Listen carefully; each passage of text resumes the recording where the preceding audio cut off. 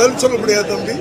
நல்லதை நினைச்சு நம்ம போய்கிட்டு இருக்கிறோம். நிதி நிலைமை ரொம்ப மோசமாக இருந்த அந்த காலகட்டத்தில் கூட இதை சமாளித்து பண்ணியிருக்காரு. அப்படி பல விஷயங்கள் இவர் மேலே ஒரு நம்பிக்கை இருக்குது. பல ஆண்டுகளுக்கு பிறகு இந்த தமிழ் திரைப்பட தயாரிப்பாளர் சங்கம் ஒரு ஸ்ட்ராங்கான ஒரு நிலைமைக்கு வரும். நாங்கள் நினைக்கிறது சாதிப்போம் அப்படின்ற ஒரு விஷயத்தில் ரொம்ப முனைப்பாக இருக்கிறது. இதற்கு முன்னாடி நிர்வகிச்ச நிர்வாகிகளுடைய செயல்பாடுகள் சரிவர இல்லை அப்படின்னு சொல்லுவாங்க. அப்படி நீ எப்பவுமே இப்படி குறுக்க கேள்வி கேட்டால் பதில் சொல்ல முடியாது தம்பி. நல்லதை நினைச்சு நம்ம போய்கிட்டு இருக்கிறோம்.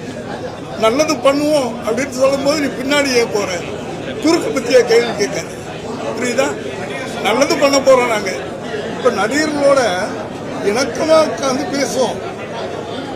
அவங்களும் தயாரிப்பாளர்கள் தூக்கி எறிகிறவங்க. தயாரிப்பாளர்கள் நல்ல மரியாதை உள்ளவங்க தான் நடிகர்கள் இல்லையா? நடிகர்கள் இல்லாமல் தயாரிப்பாளர்கள், தயாரிப்பாளர் இல்லாமல் நடிகர்கள் உட்கார்ந்து பேசும்போது ஒரு இணக்கமான சூழ்நிலை உருவாகும். ஏன்னா என்னைக்கும் ஒரு நாள் சினிமா ஆரம்பிச்சது, இன்னைக்கு சினிமா நல்லா இல்லை. ஸோ எல்லாரும் சேர்ந்து டிராவல் பண்ணுவோம் அப்படின்றதான